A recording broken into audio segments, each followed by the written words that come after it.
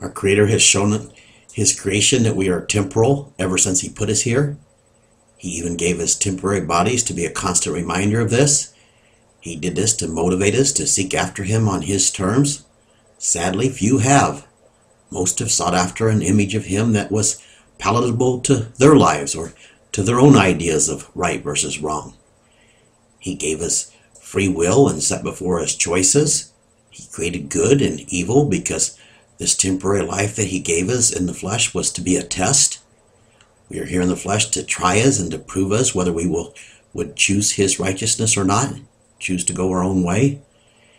He gave us our senses so that we could experience His creation, and He set His creation up to testify to His all-powerful righteousness.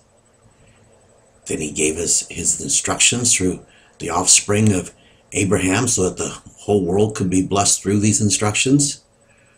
But most of the descendants of Israel did not choose to live His instructions in order to be an example to the world. And because so few did, His instructions did not go out to the world, and therefore the good news of His kingdom did not go out to the world. All that happened was a bunch of lies were lived and a bunch of false religions set up by people who wanted to make Him in their own image and worship Him how they saw fit. He knew that this was going to be the case, and He knew that only 144,000 would come under His tutelage in spirit and in truth during this phase of His building of His family. This was all by design. He let us go our own way. Satan and his crew were put here as part of the test in helping Him mold and fashion these 144,000 in His image. He sent His Son to bear witness to His word and to provide a way for Israel to return to Him through His Son's blood. But He sent His Son speaking in parables because it was not His intentions to save the whole world during this time.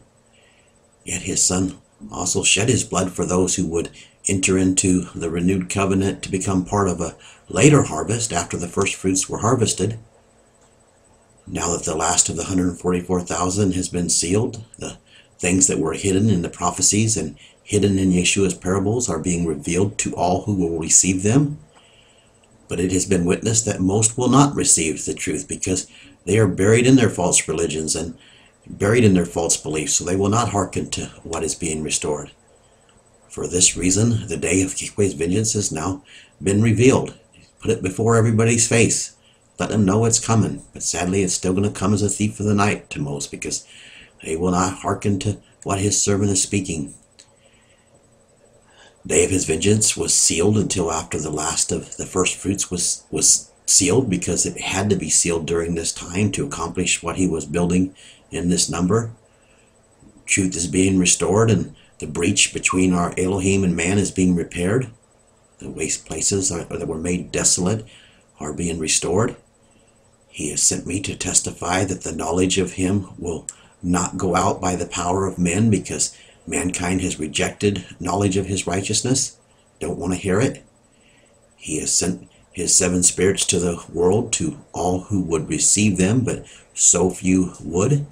And now His messenger has reported back to Him that the whole world is at rest, and that there are no more who will hearken to His word in order to receive His 7 spirits, because there are no more who want His righteousness to become their righteousness.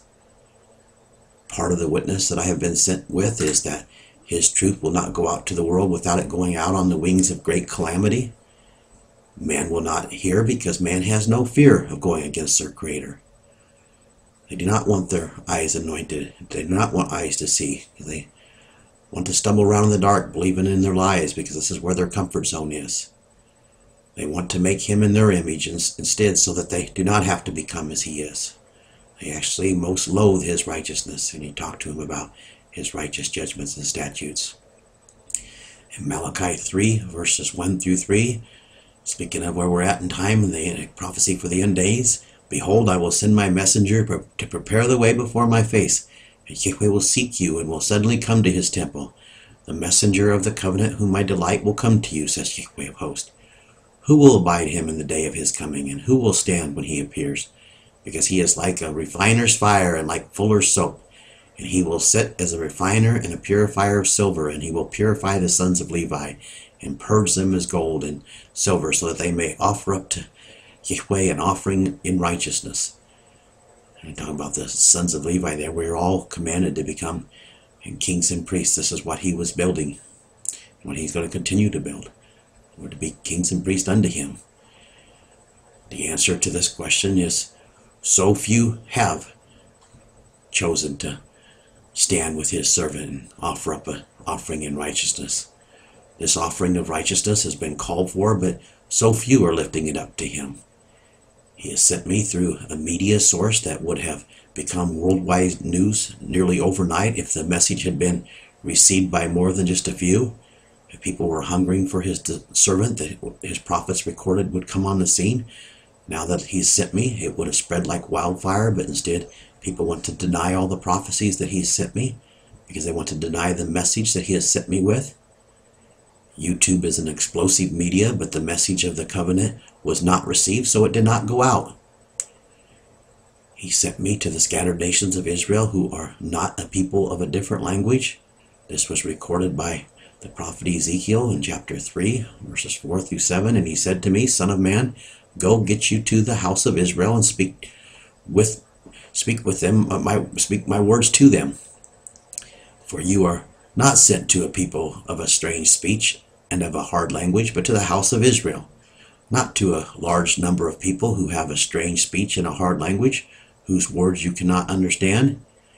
If I had not sent you to them, they would have hearkened to you.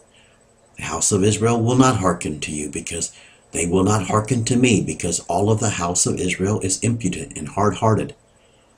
He is saying that the reason why the house of Israel has not hearkened to what he has sent me to speak to you with is because it came from him, and you do not want to hear what he has to say. You do not want to hear what he sent his son to say either, or any of his prophets. Yeshua came telling us that we have to keep his Father's commandments in order to be guided by him, in order to receive his Spirit. But you do not like this message, so you listen to an impostor instead, so that you could claim that you are being guided by our Elohim apart from meeting his conditions, so that you could claim that you're his children apart from meeting his conditions. In making this choice, you chose to remain in the captivity to Satan and his lies.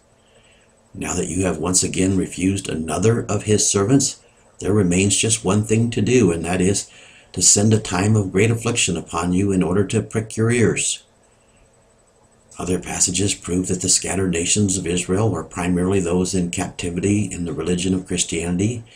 And this passage here shows the significance to the concentration of these nations in the English-speaking countries. Yet now that his witness has been established, the good news will go out into the world. It is just that it will take a time of great affliction to carry it, just like it's going to take a time of great affliction of Jacob's trouble to the scattered nations of Israel to get them to receive it.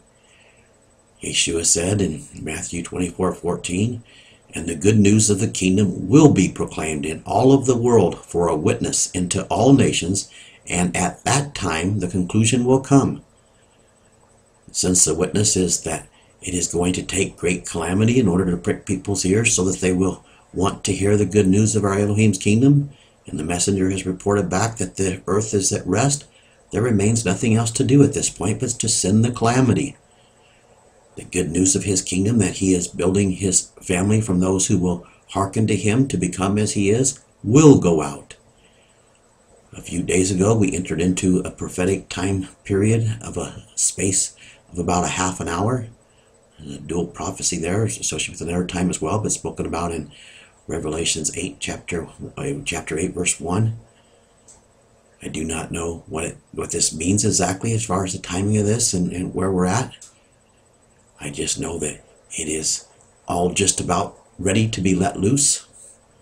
And I know that the news will be proclaimed to the whole world, and I know that it will not be heard without great affliction being poured out, because I have witnessed the stiff-necked, rebellious hearts of man. I have witnessed how nearly all want to remain with their hearts uncircumcised, and they do not want our Creator's righteousness.